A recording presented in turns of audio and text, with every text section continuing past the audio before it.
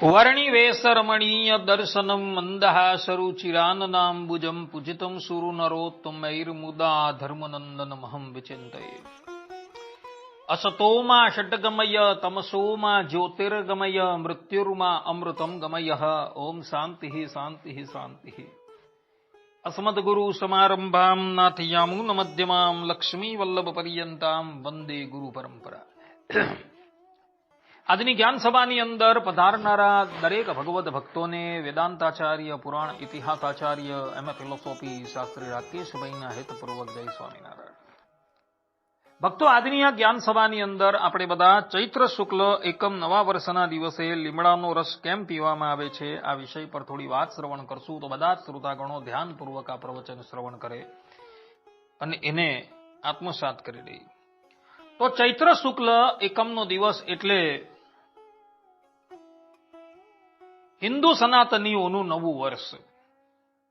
પ્રાચીન કાળમાં હિન્દુઓના નવા વર્ષનો પ્રારંભ ચૈત્ર શુક્લ એકમના દિવસથી થતો હતો. એનું કારણ એ કે ચૈત્ર શુક્લ એકમના દિવસથી પરમપિતા બ્રહ્માજીએ સૃષ્ટિ રચવાનો પ્રારંભ કરેલો હતો અને એને લઈને દરેક સનાતનીઓ ચૈત્ર શુક્લ એકમના દિવસને નવા વર્ષ તરીકે મનાવે છે.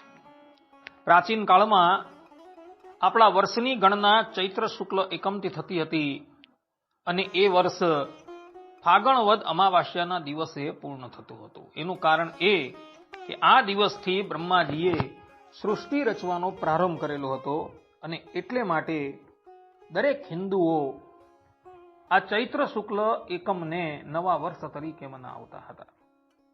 આ ચૈત્ર શુક્લ એકમના દિવસે લીમડાના રસનું પાન કરવાનું ઘણું મહત્વ બતાવેલું છે. આયુર્વેદ શાસ્ત્રોમાં કહ્યું છે કે તિક્તમ કષાયમ ચ કટુમ ચ નિત્યમ સેવંતી યે તે ન ભવંતી રોગાહ. અર્થાત કે જે લોકો કડવો, કસેલો અને તીખો રસ સેવન કરે છે તેઓને ક્યારેય પણ રોગ થતો નથી. ચરક સંહિતા મુજબ નિંબ કષાય તિક્તશ્ચ કફ પિત્ત નાશક. અર્થાત કે નીમ, કસેલો અને કડવો રસ એ કફ તથા પિત્તનો નાશ કરનાર છે. અને એટલે માટે ચૈત્ર શુક્લ એકમના દિવસે બધા જ લોકો લીમડાનો કડવો રસ પાન કરે છે. એનું કારણ એ કે લીમડાનો કડવો રસ કફ અને પિત્તનો નાશ કરનાર છે. અગાડી ગ્રીષ્મ ઋતુનો પ્રારંભ થવાનો હોય છે અને ગ્રીષ્મ ઋતુમાં ગરમીના કારણે કેટલાય લોકો બીમાર પડતા હોય છે. અને જો એકમના દિવસે લીમડાનો કડવો રસ પીવામાં આવે તો ગ્રીષ્મ ઋતુના 2 મહિના માનવ ક્યારેય પણ બીમાર પડતો નથી. અને એટલે માટે આપણા ઋષિમુનિઓએ આ દિવસે લીમડાના કડવા રસનું પાન કરવાનું કહેલું છે. આ ચૈત્ર શુક્લ એકમના દિવસે લીમડાનો રસ કેમ પાન કરવામાં આવે છે એ સંબંધમાં એક લોકપ્રિય કથા પણ છે. કથા એવી છે કે પ્રાચીન સમયમાં દેવતાઓએ માનવ જાતિને કહ્યું કે નવા વર્ષના પ્રથમ દિવસે જો તમે શરીર અને મનની શુદ્ધિ રાખશો તો તમારું આખું વર્ષ શુભ રહેશે. આ પ્રમાણે જ્યારે દેવતાઓએ કહ્યું ત્યારે ઋષિઓ મનોમન વિચાર કરવા લાગ્યા કે લીમડો સૌથી શુદ્ધિકારક છે, તે રોગનાશક છે અને કડવો હોવાથી જીવનના કઠિન સત્યનો સંકેત આપે છે. અને એને લઈને ઋષિ મુનિઓએ ચૈત્ર શુક્લ એકમના દિવસે માનવ માત્રને લીમડાના કડવા રસનું પાન કરવાનું કહ્યું, જેથી મનુષ્યનું આખું વર્ષ શુભ જાય. કારણ કે લીમડો જે છે એ સૌથી શુદ્ધિકારક છે અને રોગનો નાશક છે.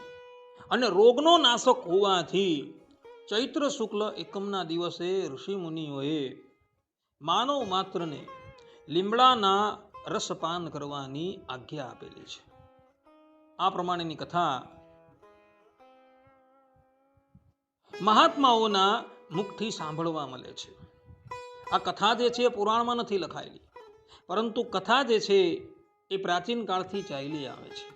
એટલે ઐતિહ્ય પ્રમાણથી આ કથા જે છે એ સત્ય છે.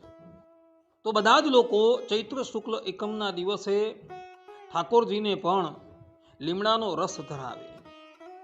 ઠાકોરજીને લીમડાનો રસ ધરાવે ત્યારે એની અંદર સાકર નાખે, બદામ નાખે ઇત્યાદિક નાખીને ઠાકોરજીને અર્પણ કરે. ઠાકોરજીને કડવી વસ્તુ અર્પણ ન થાય, પરંતુ એ કડવા રસની અંદર સાકર છે, બદામ છે, પિસ્તા છે ઇત્યાદિક નાખવામાં આવે અને એ રસ જો ઠાકોરજીને પાન કરાવવામાં આવે અને પછી શેષ પ્રસાદી જો આપણે ગ્રહણ કરીએ તો આપણે પણ આખું વર્ષ બીમાર પડશું નહીં.